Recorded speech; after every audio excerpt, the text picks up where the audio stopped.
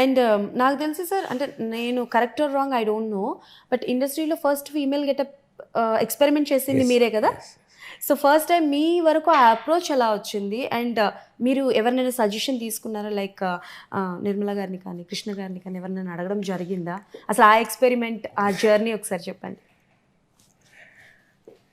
అంటే నాకు స్కూల్లో ఫ్యాన్సీ డ్రెస్ కాంపిటీషన్ వెళ్ళినప్పుడు లేడీ గెటప్ వేసేవాడిని. మా అమ్మ పోలికలు బాగా ఉంటాయి కదా, ఉంది ఫోటో. సో మాస్టర్స్ అందరూ నాతో ఫోటో తీసుకునేవాళ్ళు. అలా అమ్మలాగానే ఉన్నాడు, ఆమెతో ఫోటో తీసుకోలేము, అతనితో తీసుకోలేము. పెద్ద థ్రిల్ అది. అఫ్కోర్స్ హీరో అవ్వడం, ఒక సినిమా చేస్తానంటే మనకు నమ్మకం లేదు. ఎప్పుడైతే పోలీస్ భార్య ఇవన్నీ హిట్స్ చూసామో, ఒక సినిమా ఇలాంటిది అమ్మలా ఉంటాను, మంచి కామెడీ తీస్తే బాగుంటుందని టూట్సీ, డస్టిన్ హాఫ్మన్ టూట్సీ రిలీజ్ అయింది అప్పట్లో. ఆయన లేడీ గెటప్ వేసాడు త్రూ అవుట్. అది చేసినప్పుడు, అది చూసినప్పుడు నాకు చేయొచ్చు అనిపించింది. జంజాల గారి దగ్గర తీసుకెళ్ళాను. ఆయన ఏమన్నాడు, 5 feet 10 inches నువ్వు లేడీ గెటప్ వేస్తే ఏం బాగుంటుంది, బట్ నేను చేస్తానని చూపులు కలిసి వాళ్ళు వీరభద్రరావు నాకు డ్యూయట్ పెట్టారు. ఇద్దరు మగాళ్ళ మధ్య అదే ఫస్ట్ డ్యూయట్. అది క్లిక్ అయింది. ఈ లోపల నాకు మన పిఎన్ రామచంద్రరావు గారు, గ్రేట్ డైరెక్టర్ అమ్మా, మై ఫ్రెండ్, సాయిరామ్ ఫిల్మ్స్, వాళ్ళిద్దరూ ఈ సబ్జెక్ట్ పట్టుకొచ్చారు. I was very thrilled, I wanted to do it. Script విన్నాను, ప్రతి క్యారెక్టర్ దాంట్లో అమృతం. నా క్యారెక్టర్, బ్రహ్మానంద క్యారెక్టర్, శుభలేఖ సుధాకర్, మహర్షి, 100% ఇది సక్సెస్ అవుతుందని నమ్మకంతోనే స్టార్ట్ చేసాం. చాలా కష్టపడ్డారు. 10 kgs తగ్గాను. రోజు వ్యాక్సింగ్ 4 రోజులకు ఒకసారి. ఆ టార్చర్ ఆడవాళ్ళు ఎట్లా భరిస్తారో నాకు తెలియదు, కానీ ఫేషియల్ వరకు పర్వాలేదు, కానీ ఈ వ్యాక్సింగ్ ఇవన్నీ అన్ని నరకాలు పడ్డారు. బట్ అల్టిమేట్గా ఆ సినిమా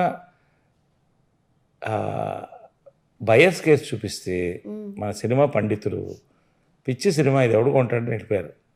ఆ రోజు షేక్ అయిపోయాం అందరం కూడా. జంజాల గారు చెప్పారు, ఇది పెద్ద హిట్ అవుతాను, చూస్తున్నాడు ఆ పక్కన, రాసుకో ఇది హిట్ అవుతాను, వెళ్ళిపోయాడు. ఆ సినిమా చూడడానికి ఇది సక్సెస్ ఫెయిల్యూర్ అని, అసలు హైదరాబాద్లో థియేటర్ దొరకలేదు. దీపక్ థియేటర్ అప్పట్లో వీకెస్ట్ థియేటర్, అది ఆర్టీసీ క్రాస్ రోడ్స్ పక్కన వీకెస్ట్ థియేటర్, దాంట్లో వేశారు. పొద్దున దిగి అటు వెళ్ళాం, సినిమా చూస్తున్నాను, ఆ ఎంట్రీ ఉంది, జమ్మక్క జమ్మ జమ్మ ఏదో విసురుతున్నారు.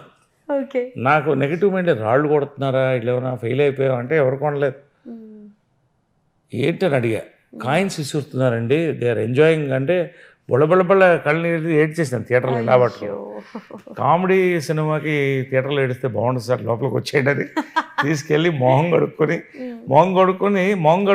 ఏడ్చి మొహం కడుక్కున్నట్టుంది అంటారే, మొహం కడుక్కుని మళ్ళీ ఏడుస్తున్నాను. కాఫీ తాగి అప్పుడు వీళ్ళలు చప్పట్లు వింటుంటే, అది ప్రతి యాక్టర్కి, సక్సెస్ఫుల్ యాక్టర్కి ఒక షోకేస్ ఫిల్మ్ ఉంటుంది. ఇప్పుడు దేవదాస్ నాగేశ్వర గారికి, కృష్ణ గారికి, అల్లూరి సీతారామరాజు, నాకు అది షోకేస్ ఫిల్మ్ అయింది లైఫ్కి. అంతే కదమ్మా. సో అది క్రెడిట్ అందరికీ. నేను ధైర్యం చేసి హీరోగా వెళ్ళినందుకు, వాళ్ళు నన్ను నమ్మి వచ్చినందుకు ప్రొడ్యూసర్సు, డైరెక్టర్సు, దానికి ప్రాణం పోసిన బ్రహ్మానందం, శుభలేఖ సుధాకర్, మహర్షి అందరూ కూడా. So it was a great team effort అమ్మా. సాయినా, మన మధు తోటపల్లి రైటరు, మంచిగా తన డైలాగులు పిచ్చి తనది కాకపోతే ఢిల్లీ దాకా దేకమన్నాడని, తనది కాకపోతే ఢిల్లీ దాకా దేకమన్నాడని. అంటే అలాగా అవన్నీ అప్పుడు స్పాంటేనియస్గా పడినాయి. ఇప్పుడు సమాజ వర్గంలో ఎలా పడిందో అవన్నీ కూడా థియేటర్లో ఎంత పడినాయి అంటమ్మా. సెకండ్ హాఫ్లో ఆ సీన్స్ అవన్నీ కూడా, చీర ఊడిపోవడం, ఇవన్నీ కూడా it's piece of masterpiece అమ్మా, కామెడీ మాస్టర్ పీస్. సార్, అంటే ఆ టైంలో మీరు ఎవరిదైనా సజెషన్స్ తీసుకునేవారా? It's all about your own decision? Mostly own decision అమ్మా, మోస్ట్లీ ఓన్ డెసిషన్. అంటే అప్పట్లో ఇలాంటివి చేయాలంటే భయపడేవాళ్ళు.